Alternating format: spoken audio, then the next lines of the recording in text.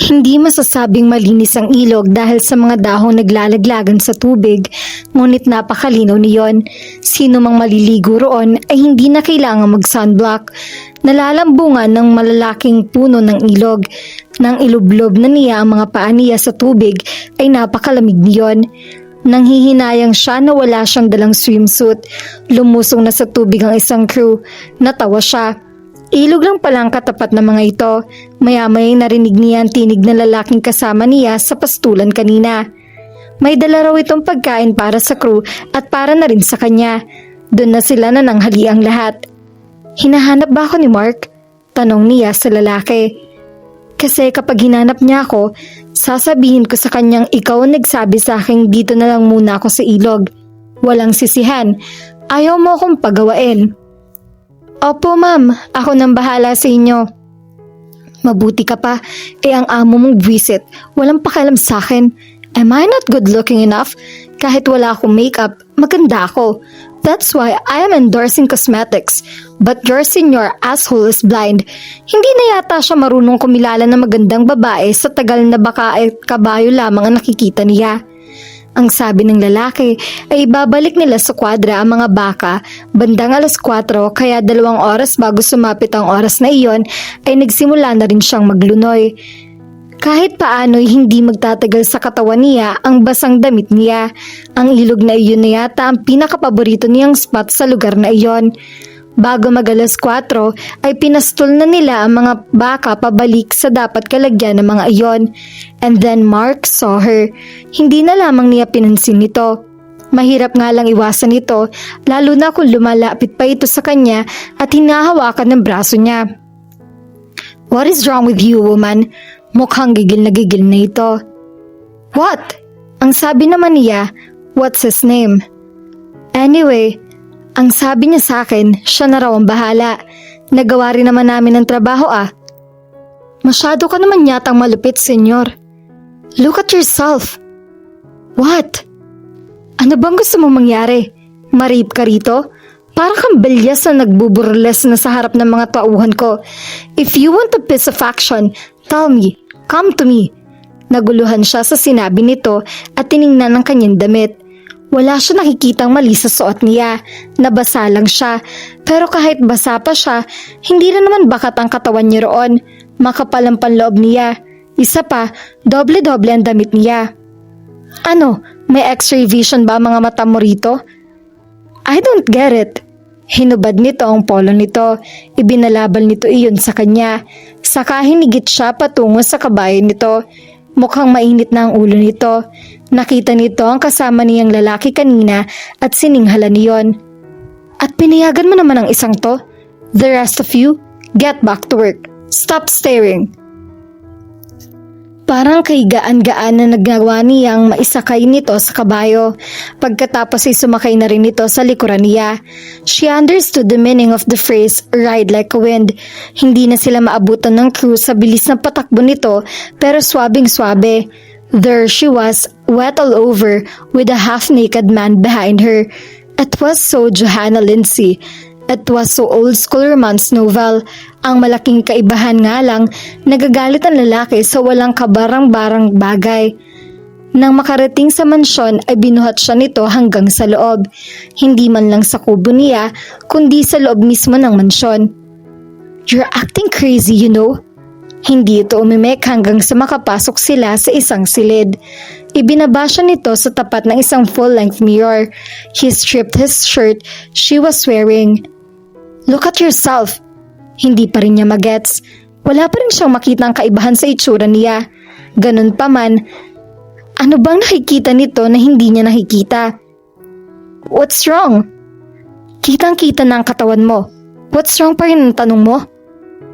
Yes, I could see that the water made the fabric cling to my body, but my nipples don't show.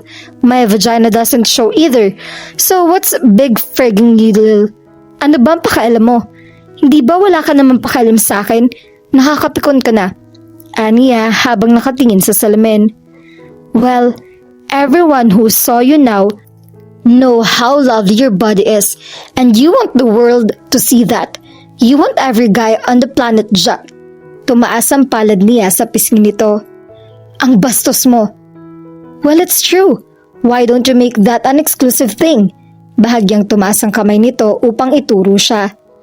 Something for us. Something for us only, or maybe to other men you've been with. Hindi niya malaman kung matutuwa siya o lalo lang maiinis sa sinabi nito. You care. Hindi nito sinagot iyon. Just change. There are clothes there. Lumabas na ito ng silid pagkatapos ituro ang isang closet. May nakita siyang banyo roon. Nagbanlaw muna siya bago isinuot ang damit na nakita niya sa closet. May nakita siyang picture sa loob ng closet. Kahawig ni Mark ang babae. Iyon nga lang, masyadong feminine iyon. Ang hula niya ay iyon si Abigail. Pamilyar sa kanya mukha nito. Nang lumabas siya ay naabutan niya sa sala si Mark. Nakaupo lang ito sa isang recliner. Come here. Wala nang galit sa tono nito. What for? Just come here. Napabuntong hininga siya, saka tumalima. Hinigit nito ang kamay niya nang sa ganon ay mapaupo siya sa kandungan nito. Hinaplos nito ang kanyang mukha. Are we okay now? He did not know how to say he was sorry. No, we're not. Say you're sorry. I am. I guess I overacted. I don't know why. Gusto niyang matawa sa sinabi nito. Hindi pa raw nito alam. Masyadong old school ang lalaking to. She liked it. May nabuhay na pag-asa sa kanyang dibdib. Maybe they could get along fine. Maybe she could teach him a little something. Maybe he could teach her a little something too. About life, about love, about romance, about relationships. Be it romantic or not. You could be a jerk sometimes. Hindi ito umimek. Bahagya lang umiti. I am starved. Me too. I want to eat you. Hinagkan-hagkan nito ang leeg niya. Tuloy, nagtayuan ang mga balahibo niya sa katawan. Loko ka talaga. I want to nibble your skin.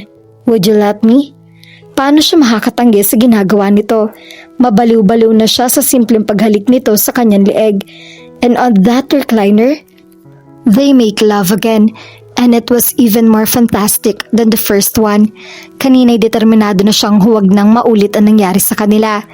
Pero ngayon, nalimot kaagad niyang nagdesisyon niyang iyon. Sadyang ibang lalaking to. Siya ang tipo ng taong kapag mayroon ng kombinasyon, gawin ng isang bagay ay mahirap nang magbago ng plano. Ngunit nagawa nitong ibahin ang takbo ng isip niya. Mukhang tatayo na ito nang hawakan niya ang mahigpit ang braso nito. You're not going anywhere this time, caveman. Ang sama ng tingin niya rito. I'm just gonna make dinner. Later, hindi na nga ito umalis sa kinaroroonan. Sa laki nito, kahit malaki rin ang recliner ay parang lumit iyon. Mas malapit sila sa isa't isa. There were skin to skin. Nakasiksik lamang siya sa katawan nito. Gustong gusto niya ang init na hatid nito. Ang isang braso nito ay nakayakap lamang sa kanya. I guess we're okay. Yes, we are. Natawa siya. Siya na mismo ang tumayo at dinampot ang mga damit nito. Ano man ang pagtanggi nito ay nagpilit siya na magsuot dito ng damit nito. She just felt like doing so. And then he kissed her forehead. Dinner time. Dinner time. Nang mga sumunod na araw ay si Mark mismo ang kasama ni Tara sa mga gawain. Hindi na siya pinagigising nito ng maaga. Dapat lang naman sapagkat buong gabing istorbo ito sa pagtulog niya. Kapag wala na ang crew ay kumakatok ito sa kubo niya. Kung minsan naman ay siya ang pumupuslit sa mansyon nito. Nakakasanayan na rin niya ang mga gawain sa rancho. They were not that bad. Kapag nakuha na ang tamang tiyempo ay madali nang magawa ang mga iyon. Na-appreciate na rin niya ang trabahong iyon. Na-appreciate na niya ang mga hayop na kinatatakutan niya. Hindi lamang niya na-appreciate ang mga iyon, kundi nakakakain pa niya. May isang tanghali na ang ulam ay adobong palaka. Noong una ay diring-diri siyang kainin iyon, hanggang sa subukan niyang tikman. Basta legs lang ang kinakain niya ay walang problema sa kanya. Basta hindi niya iisipin na palaka iyon ay madali na para sa kanyang makain iyon. It was her 3rd week on the ranch and she could say she was having the time of her life. Dahil marahil iyon kay Mark, sa araw na iyon ay mayroong taga-network na mag-i-interview sa kanya maging sa mga kasamahan niya sa rancho. Maaga pa lamang ay nakhanda na siya. Nang dumating na ang taga-network ay nalaman niyang ang magsasagawa pala ng interview ay walang iba kundi si Abigail. Mabait at palangiti ito. Taliwas na taliwas ito sa kapatid nito. Bagaman ngumingiti na sa kanya ngayon si Mark, madalas ay parang suplado pa rin ang dating nito. "How do you like Rancho Rocha?" Tanong sa kanya ni Abigail. "It's beautiful. I love the place." "How about the hard labor?" Natawa siya. "It's okay. I'm kind of getting used to it by now." "How's the landowner?" "Your brother, you mean?" "He's okay. He's cute." "Uh-huh. Do you like him?" "Yes, of course I do. Everyone in the ranch likes him. They adore him. They look up to him." "But do you?" "Sure." Inutusan nito ang cameraman na i-off muna ang camera. Saka siya pinakatitigan. Natuklasan niyang kapag pala nagseryoso ito ay para ding si Mark na nakakakaba. "Do you like him? I mean, is there a possibility that you two could be together?" "Why do you ask? I don't know." Bumuntong hininga ito. Sinanyasan na naman nito ang cameraman ay pagpatuloy ang pagkuha ng video. Panay tungkol na sa ginagawa niya ang tinatanong nito. Kung ano ang pinakaayaw niya, kung ano ang pinakagusto niya, kung ano ang pinakamahirap, kung ano ang pinakamadaling gawin. Nang matapos sa interview ay pinuntahan na nila si Mark na ang sabi hindi raw ito papayag na ma-interview. Typical yun para dito. Suplado nga kasi ito. Kumain na sila, kasabay nila ang lahat ng crew. Sa pag-uusap ng makakapatid ay nalaman niya na si Mark rin pala ang mayroong pinakamalaking share sa network bagaman hindi ito ang CEO roon. She was discovering more and more about him. Nung una inakala niyang sa rancho lamang umiikot ang mundo nito. Ngunit sa pag-uusap na magkapatid ay naging malinaw sa kanyang tutok. Tutok na tutok din ito sa ibang negosyo ng mga ito, kung paano nito nagagawang pagsabay-sabay ng lahat ng iyon nang hindi masyadong umaalis ng rancho ay malaking palaisipan sa kanya. She adored him more. Isang responsableng lalaki ito, may diskarte sa buhay, masarap mahalin. He got her. Alam niyang wala na siyang kawala. Hayo na siya. Sa saglit pa lamang na panahon ay nahumaling na rito kahit pa wala siyang alam tungkol sa love life nito. Umaasa na lamang siya na walang iba ito. Wala naman sigurong nobya ito. Kung mayroon man ay mukhang nasa tipo nitong hindi tatago iyon sa kahit na sino. Wala ring nababanggit sa kanya mga tauhan ng rancho. Nang magpaalam si Abigail ay pinaalala nito sa kanya ang party na inilaan ng istasyon para sa kanya pagkatapos ng lahat ng yon. Nang sila na lang ni Mark ang naiwan ay may naging tanong ito sa kanya. "After all this over, what's your plan?" "Same old. I have a job I got to deal with." Tumango ito. Hindi maganda ang kutob niya sa pagtango nitong iyon pero sinabi niya sa sarili dala lamang iyon ng pag-asam niya na sana'y pigilan siya nitong umalis. Pero hindi dumating iyon. Where is he? Kanina pang hinahanap ni Tara si Mark. Bago siya umalis ng bahay kanina ay wala na ito. Ang akala niya ay nauna na ito sa taniman. Ngunit naikot na niya ang rancho ay hindi pa rin niya nakikita ito. Ngayon ay nakaligo na siya. Gabi na ngunit wala pa rin ito. Ang sabi sa kanya kanina ng isang tauhan ay umalis daw si Mark. Hindi naman nagsabi kung saan pupunta ito kaya naisip niyang babalik din kaagad ito. Pero mukhang hindi gano'n na mangyayari. Hindi man lang ito nagsabi sa kanya. Naiinis siya rito pero inireserba niya ang inis hanggang sa makabalik ito. Naghanda na lamang siya na makakain. Marunong siya magluto. Isang bagay iyon na natutuhan niya sa kanyang kapatid. Ngunit 11:11 na ng gabi ay wala pa rin si Mark. Nagpasya siyang kumain ng mag-isa.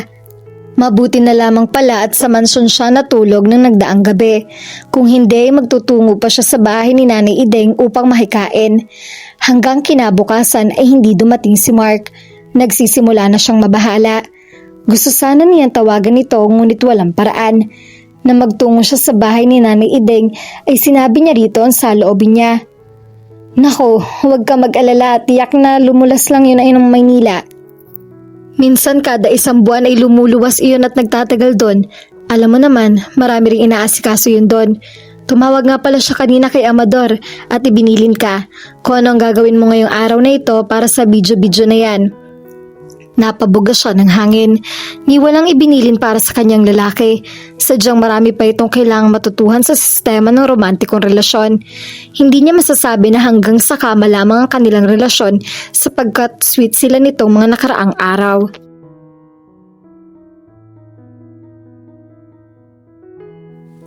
At dito na po nagtatapos ang ating kwento. Sabay-sabay po nating abangan ang susunod na kabanata. Maraming salamat po. God bless and stay safe.